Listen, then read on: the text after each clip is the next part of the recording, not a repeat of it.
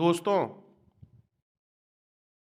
कई बार जब आप अपना माल बाजार में बेचने जाते हैं तो आपको बहुत से ऐसे व्यक्ति भी मिलते होंगे या ऐसे दुकानदार भी मिलते होंगे जो आपसे कहते होंगे कि जितने में आप माल दे रहे हो हम उससे भी कम रेट में आपको ये माल प्रोवाइड करा सकते हैं।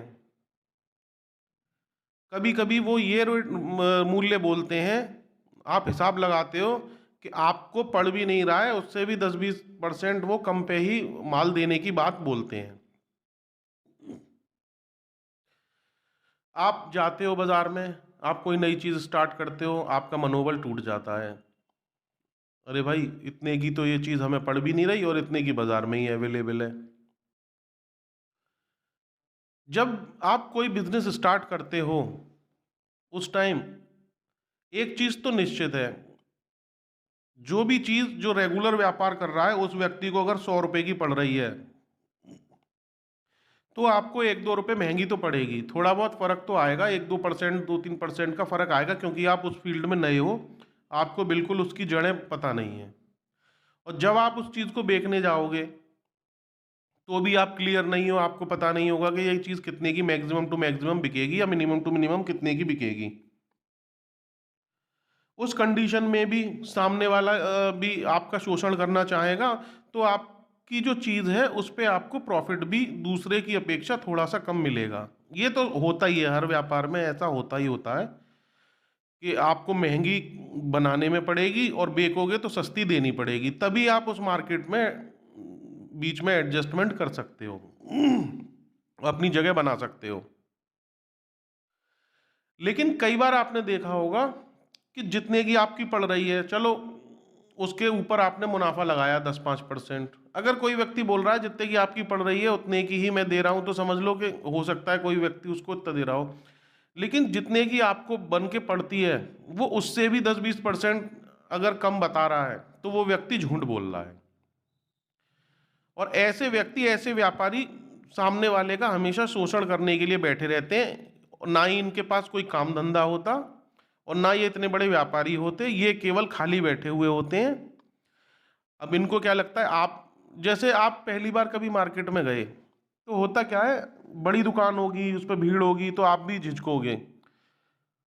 पहली बार आप भी देखोगे कोई ऐसी दुकान जो आपकी बात को समझ सके, आप उसकी बात को समझो, खाली बैठा हो, ऐसे व्यक्ति पे जाओगे। अब सोचो, जिस व्यक्ति की दुकान भरी हुई है, चल रही है, आप उस पे गए नहीं। जिसकी खाली है, ऐसे टाइम पे भी उसकी दुकान चल नहीं रही है, तो वो तो खाली दुकानदार है, उसकी दुकान वैसे भी नहीं चलती है। अगर आपने उसको माल दे भी दिया तो पेमेंट में वैसे भी समस्या आने वाली है। ऊपर से वो आपको उल जलूल बातें भी बताएगा, जितने में आपका प्रोडक्ट पड़ नहीं रहा उससे सस्ते में वो आपको देने को तैयार है। ऐसी स्थिति में अगर आप उससे कहेंगे ना कि ठीक है भैया, 100 पेयर या 100 प्रोडक्ट या 100 बॉक्स हमें दे दीजिए, अगर आपको इस रेट में पड़ रहा है, और हाथ के हाथ पैसे ले लीजिए, मैं चेक बना के दे देता हूँ या कैश दे देता हूँ, तो उनके पास 10 पीस भी नहीं होते हैं, क्योंकि उनकी क्रेडिट इतनी खराब होती है, उन्हें कोई माल और नहीं देता। वो आपसे बेवकूफ़ बना के सस्ते में माल लेके वो तो समझ जाते हैं कि मेरे पास आया है तो इसे पता नहीं है कि मार्केट में मैं माल डायरेक्ट लेता हूँ या नहीं लेता, क्योंकि उसे कोई माल देता तो है नहीं, और आप पहुंच गए तो वो समझ गया कि ये बंदा नया है, ये कटने ही चला आया है। अब उसे इतना भी सब्र नहीं होता कि अगला बंदा देने आ रहा है तो चलो माल ले लूं सही तरीके से, वो उसमें भी बिल्कुल छुरी लेके बैठा रहता है। तो इस तरीके के लोगों से हमेशा सावधान रहें। कभी भी जब भी व्यापार शुरू करें, शहर के सबसे टॉप क्लास व्यापारी से ही व्यापार शुरू करें, भले ही 2 रुपए 2 पैसे कम बचें। सबसे पहले ये चीज़ की सुनिश्चित करें कि जो आप पैसा लगा रहे हैं वो आपको वापस मिल जाए पेमेंट के रूप में। ऐसा ना हो ज़्यादा प्रॉफिट के चक्कर में पैसा ही डूब जाए, प्रॉफिट तो बाद में आएगा, पहले पैसा ही निकल आए। नए व्यापारी के साथ ये समस्या अक्सर आती रहती है, जो भी सेल्स का काम करते हैं, मतलब सर्विस सेल्स और क्या कहते हैं डिस्ट्रीब्यूशन का काम करते हैं, उन लोगों के साथ ये समस्या अक्सर आती रहती है। कई बार ऐसा होता है, हम पहली बार ऐसे ही व्यक्ति से मिलते हैं, हम सोचते हैं इस शहर में तो बहुत रेट डाउन है, चलो चल रहे हैं, अब अगले वाले शहर में जाते हैं, और उस शहर की पूरी अपॉर्चुनिटी को हम छोड़ देते हैं। बड़ी वाली दुकानदार पे जाने से हमें डर लगता है, हम जाते ही नहीं है। जबकि कई बार ऐसा होता है, अगर आप उस बड़े दुकानदार पे जाओ हो सकता है उसकी डिमांड इतनी हो कि उसकी डिमांड ही फुलफिल नहीं हो पा रही है उस प्रोडक्ट की, और उसको वैसे भी ज़रूरत है बहुत, तो वो आपसे नेगोशिएशन भी नहीं करेगा। बस आप उसको तो प्रोडक्ट चाहिए, तो वो आपको सही रेट में भी माल ले लेगा, क्वांटिटी भी अच्छी काटेगा, ऊपर से पैसे भी पूरे देगा, पेमेंट भी आपका टाइम पे देगा। हमेशा 10 शहर के टॉप व्यापारी निकालिए, जिस भी फील्ड में आप काम करते हैं। सबसे पहले पहले नंबर वाले से मिलिए, उससे काम नहीं चलता दूसरे वाले से मिलिए, उसके बाद तीसरे से मिलिए। सबसे पहले भले ही थोड़ा सा समय लगे, शुरुआत ऊपर से ही करिए, क्रीमी लेयर से। और नया व्यापारी क्या करता है, वो नीचे से शुरुआत करता है और गलत लोगों में फंस जाता है, फिर घाटा भी खा बैठता है, पैसे भी फंस जाते हैं और काम बंद हो जाता है। फिर कहते हैं कि इस काम में समस्या है या ये काम। काम सभी बढ़िया होते हैं, आप मिट्टी बेच लो चाहे सोना बेच लो, हर चीज़ बिकती है, और हर चीज़ के बेचने वाले बहुत ऊपर की लेवल पे बैठे हुए हैं। मिट्टी बेचने वाले भी आपको ऐसे मिल जाएंगे, जो सोना बेचने वाले भी जिनके घर में खाना नहीं बन रहा होगा, और करोड़पति मिल जाएंगे जो मिट्टी का कारोबार करते हैं। तो ये कारोबार करने के तरीके से होता है, और जितने बड़े लोगों से, बड़े व्यापारी के साथ बड़े स्तर का कार्य करोगे उतना ही बड़े बनोगे। छोटों के संग चिकल्लसबाजी में ही फंसे रह जाते हैं। कभी भी अपने व्यापार की शुरुआत छोटे व्यक्ति से मत करो, छोटे स्तर से करो, कम पूंजी लगा के करो। उससे बोल दो भैया मेरे पास तो 10 रुपए का सामान है, मैं इतना ही दे पाऊंगा, इतनी ही मेरी कैपिटल है, लेकिन मैं आपको दे दूंगा।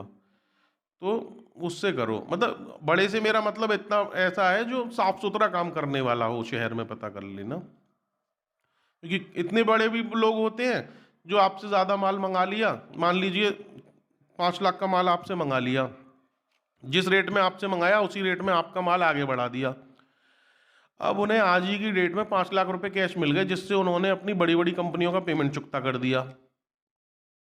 आप नए व्यापारी हो, आप 2 महीने तक शांत बैठे हो, उसको तो आपके 5 लाख रुपए बिना ब्याज के 2 महीने के लिए मिल गए। इस तरीके से भी बड़े व्यापारी फायदा उठाने की कोशिश करते हैं छोटे व्यापारी का। 2 महीने बाद आप पेमेंट की बोलोगे, वो बोलेंगे ठीक है अकाउंट नंबर भेजो, डिटेल भेजो, अभी 15 दिन बाद कराता हूँ। वो 2-3-4 महीने तुम्हें घुमा देंगे, तुम्हारे 5 लाख को 2-3 महीने यूज करेंगे, फिर तुम्हें आधा पेमेंट देने के बाद फिर इतना ही ऑर्डर दे देंगे।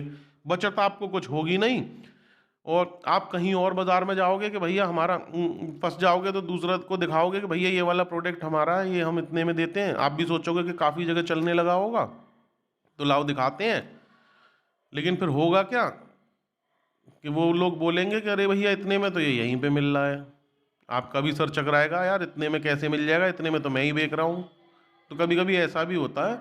इसलिए जब भी व्यापार करें, बाजार में जाएं, इस चीज़ को बहुत सोच समझ कर करें, अच्छे व्यक्ति से ही काम करें। जब आप 1-2 बार मिलेंगे, जल्दबाजी ना करें कभी भी अपना प्रोडक्ट बेचने में। पहले व्यापारी को समझें, सामने वाले को, उसके बाद उसे माल दें। माल देने की जल्दबाजी ना करें, सबसे पहले उसके विचारों को समझने की कोशिश करें, तभी आप सफलता पा सकते हैं और एक अच्छा व्यापार कर सकते हैं। नहीं तो 100 लोग रोज व्यापार करने आते हैं, उनमें से 10 ही सक्सेस होते हैं, 10 भी नहीं होते, 2-4 ही लोग ऐसे हैं जो सफल हो पाते हैं। काम वही होता है, काम करने का तरीका वही होता है, लेकिन चुनाव जो है ना वो गलत हो जाता है।